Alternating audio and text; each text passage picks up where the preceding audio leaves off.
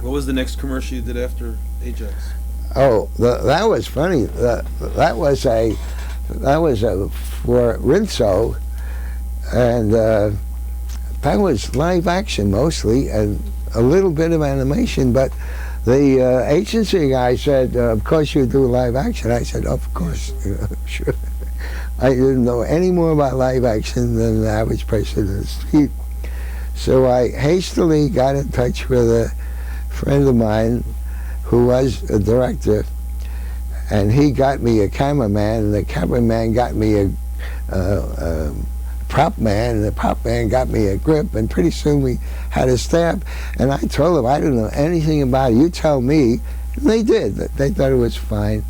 So we had sets made. They had a replica of a whole market. They sent for a market architect to put together this place. And this is real Madison Avenue. I went to the account executive and I said, I need a lot of boxes of a Rinso to fill in all these shelves. So when the housewife comes by, she picked one, and he said, and I said, you have other products, so we can put them around. And he said, what? Other products? Why should I do that? You know, let them do their own commercials. So we had this solid wall, must have been 12 feet, of nothing but boxes of Ajax, having hired an architect to be sure the market was authentic. This is crazy. Anyhow, I pretended I knew where everything was and so forth. And the cameraman surreptitiously showed me where to look in the camera, because I didn't know. And pretty soon the lights went on, and everyone waited for me, and the cameraman said, say action. So I said, action. And we went on from there. And pretty soon I found out actors were like animators.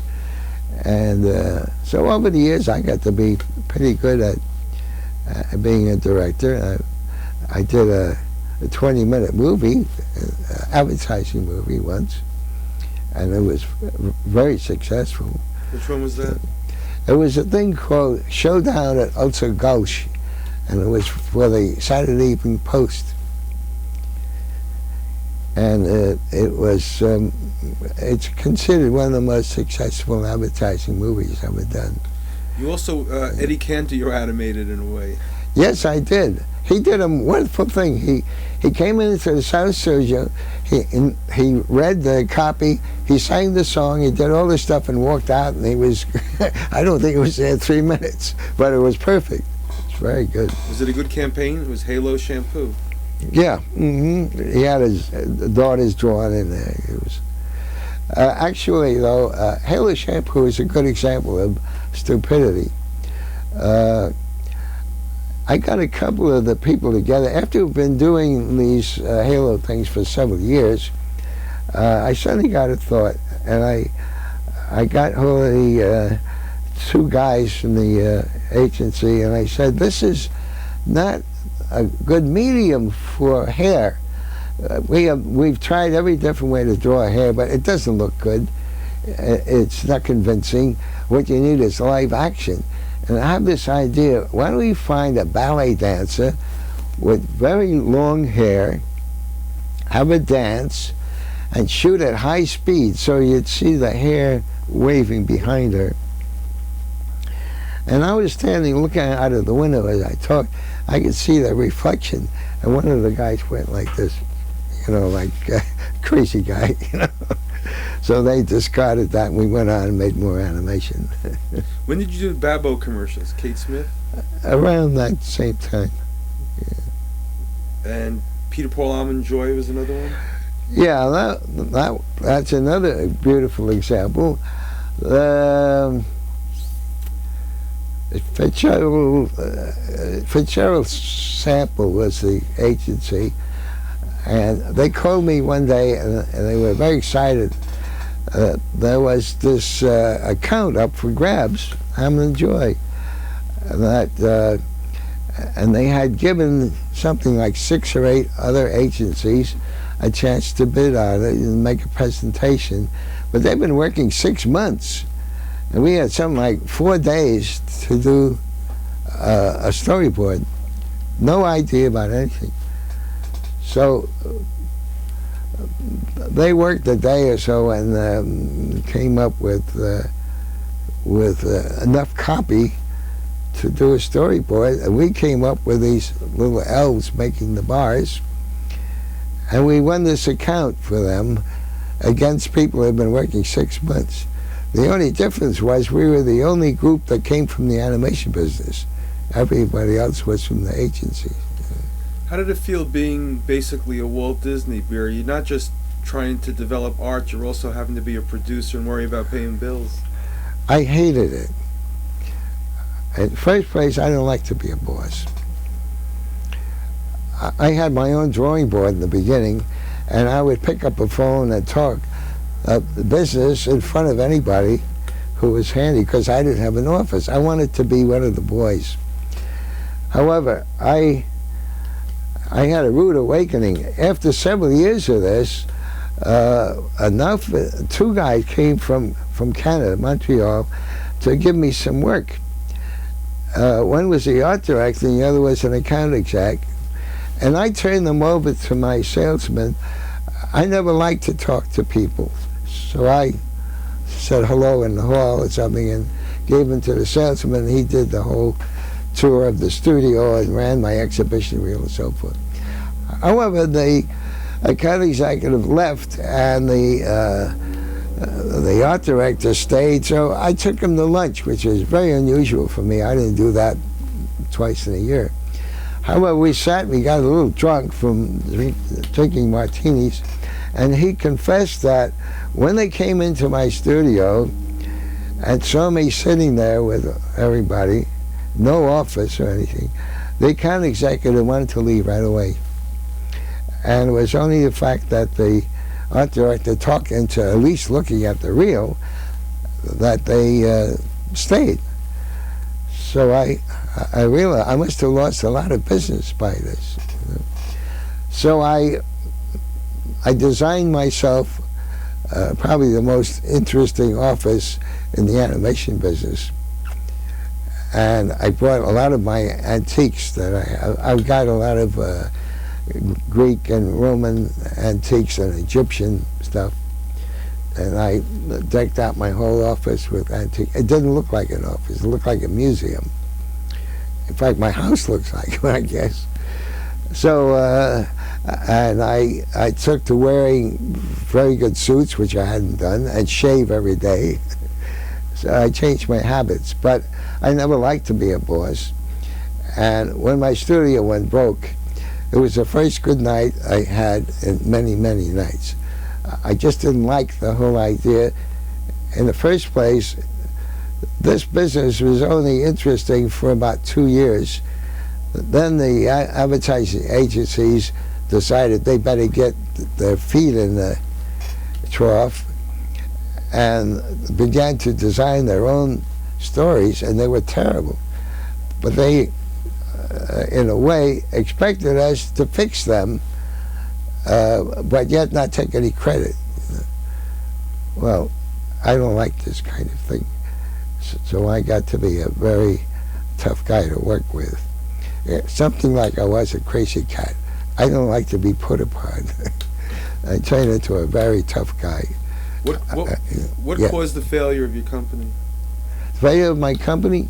I was hooked into, in the first place, my accountant left. And that was a disaster, since he was a very, very good accountant. That was one thing. Then the other, I was offered a contract to do 5-minute movies like Hanna-Barbera, except the contract stank. Wouldn't have happened if Joe Rosen, my accountant, had stayed, but he didn't. So I, in my ignorance, I accepted the contract, which was to do 10 of these 5-minute movies on my own money. It's ridiculous. I should have made 1 on my own money, but maybe not even that, you know. The contract was for $800,000. So we began this job, and then the Eisenhower Depression hit us, and suddenly there was no work, absolutely nothing. 1 month I didn't make enough money to pay my phone bill, which is maybe $1,000. Anyhow, we desperately tried to use what money we had to finish the 10 movies, but we didn't have money. So a salesman that we had just hired said he knew 2 guys who would give me some money. The banks would not, because there wasn't really a fixed contract yet. I didn't prove it anything. And also I had no money, so they were very suspicious. So these 2 men came, and they said yes, they would finance the thing at 24%. I thought, what the hell, 24%? It won't last but a couple of months, and then I'll get $75,000 advance, and I get paid for all these movies besides, so I'll be fat. I don't have to worry. So I agreed to do this. Along about the end of the job, when I had done maybe 8 of these things, they came in one day and they said, you know, we've been thinking, you got a nice business here, but you don't know really how to run it, so we're going to run it for you. We want half the stock, and we're going to run your business. And I said, you're not going to do anything of the kind. I don't need anybody. I'm fine. Just give me my check. So they would give me a check every week, you know, and forget the whole idea. I don't want any partners. So they reluctantly gave me a check, but I knew that something was bad. They came in the next time with a lawyer and a whole contract written up, which I threw on the floor. I said, I'll give you 5 minutes to change your mind, otherwise I'll pick up the phone, I'll call up the union and tell them I can't meet the payroll and I'm closing the studio. Now you do that, or I'll do this. You know? So they thought I was bluffing. I picked up the phone and shut the place down, and that was the end of it. Then you wound up at the Hal Seeger Studios? Well, I was independent. See, I worked for anybody handy, and Hal was nice enough to give me a great deal of work. So and he started working on the new Coco de Clowns at this time. Yeah, I did a lot of those. Yeah. So I enjoyed it because I worked at home, you know. Was that, and you were working with Max again also, because he started being in a couple of the films too? Max? Wasn't he in some of the new Coco? Not that I know. Oh. No, it was all animation. Yeah. A couple of things we can talk about. Muriel Cigars was another big...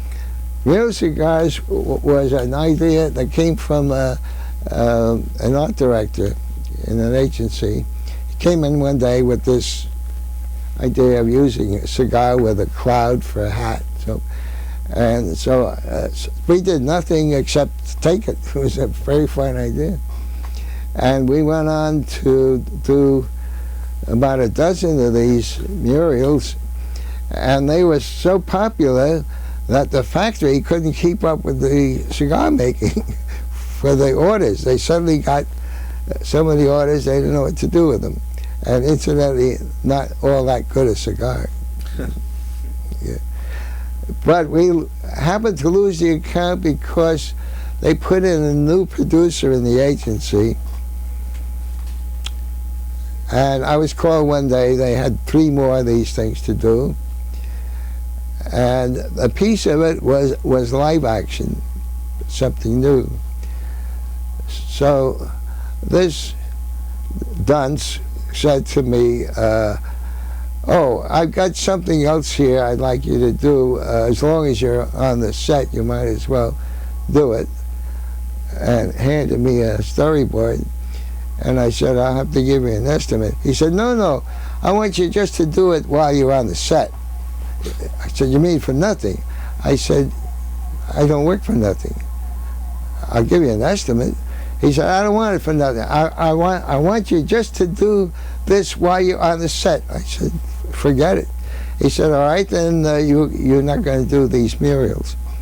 And I didn't. Quaker Oats followed that? Quaker Oats I did before that. It was Another classic commercial. highly successful because I used rotoscope. And also because I made the combination of live action and animation, which you see in the Rabbit. You know, it's the same idea. Who was the voice of the Colonel? Oh, that was a guy named Senator Claghorn, whose character appeared on radio a lot. I forget the actor's name, characteristic enough. It became a classic commercial. Yes, Yeah. Yeah, very good. One person, Dinky Doodle, I meant to ask you about that. Dinky Doodle, well, you see what happened is Ray decided Colonel Heezelaya had worn out his welcome. He was almost unrecognizable from the early character he had evolved. He was supposed to be a caricature of Colonel Roosevelt. When he made his trip down to Africa after he was president, he came back with such fantastic stories they thought he was a liar. So this character became a spoof on the Colonel. So it went on for many years, from probably 6 years or something. So Dinky Doodle became a new star that Walter Lantz did. He worked with Jerry Geronimi, who afterwards was at Disney. So they made these series of Dinky Doodles, and Walt was the actor in the middle. They had a thing where the animation in the beginning and the end, and in the middle they had this live action sequence, which used another technique altogether. They shot the live action, then they had a dark room. I worked in it for a while, where they took all the negatives and they made stills the same size of animation paper. They had been punched like animation paper, and the animator drew over it using tracing paper so he could see, you know. And they added animation where they wanted, and then the combination of cells and stills was photographed. Now Walter was the actor in it because did he create? Yeah. Dinky Doodle. He was a very good animator too. That's, but he also had a clash with Walt Disney also. Was it that? No, it was Charles Mintz over Oswald the Rabbit. He didn't have a clash. No. It was Walt Disney had a clash with him over Oswald. He thought he owned Oswald, but Pat Sullivan, no, not Pat Sullivan, Pat Powers owned it. So he threw Walt Disney and installed Walter Lantz. And then Lantz thought he owned it. Then something. What did Powers do with Lantz? Something dishonest, you can be sure. I don't know what it is, Yeah. but he never drew an honest breath, this old curmudgeon. He was a great big old man and stooped over, and he still towered over everything. He was about 6'1". If they had straightened him out, he must have been 6'5", 6'6". Just have a few other questions if I can. Sure. One is John Hubley. John Hubley, a big genius, a real genius. What's he best known for? What do you like? When did you meet him? Oh, I knew him when he worked at UPA. I didn't work at UPA, but he did. He was a combination designer director. He could not animate. Never even tried. He asked me one time if I would give him lessons. And it was a time when he was giving me work as an animator. So I said, well, it's going to be expensive because I'm in a way teaching you to take over my job. So it'll be $25 an hour, which in those days, in the 60s, was a lot of money. probably equivalent of $200. We're talking now. TV commercials now. Well, no. I did a thing called A Hat. That's not a TV commercial. That's about a 20-minute movie on war and peace. And I did other... John used to be kind of surprised I could make so much money from him. I could animate a whole minute spot in one week. And so he didn't much like to pay out the money. It was at $25 a foot. So sell $1,000 in a week. Chuck Jones and Dover Boys. What was special about Dover Boys? Well, Chuck Jones and his writer and his designer, the layout man, conceived this idea of doing a spoof on the Rover Boys. The Rover Boys was a series of goody-goody books for little boys of 12 when I was small. These three boys were in the Victorian mode altogether. They unbelievably good and noble and well-mannered. And they had this incredibly horrible villain named Arnold Baxter. I still remember him. And so they made a spoof on that. When they did, they found that they couldn't really do regular animation because the kind of drawing was so wooden and so stiff, you couldn't really be free with the movement. So they made it wooden and developed a whole new thing. Suddenly, these drawings were not alive. There was no attempt to make them alive like Mickey Mouse or Donald Duck. This was stylized movement, and that was the beginning, in a way, of the UPA School of Animation. Wasn't your film in the good old summertime a little like that? I forget it. Any animators you like today? Ralph Bakshi? Anything about Ralph Bakshi? The 2-3 people I like to work with is a guy named Pindle, Pindal, Pindle, Derek Lamb, another, Caroline Leaf. All these people are up in Canada. And especially a guy named Borge Ring, who to me is maybe the best animator in the world right now for full animation. What about computer animation today? Well, I'm certainly for it, in spite of the whole industry getting up in arms. I am in the most conservative industry, and it irks me because I am not conservative. I have the mischief, wanted to take the watch apart like a monkey, Well, that's me. So I hate when there's a chance to do something unusual. I hate to be stopped by conservatism. And I have, when I wrote my book, at the very end, I say computers are going to change everything. They're going to be beautiful. And I got a phone call from a friend who said, shame on you. You are a great animator, and you're willing to submit yourself to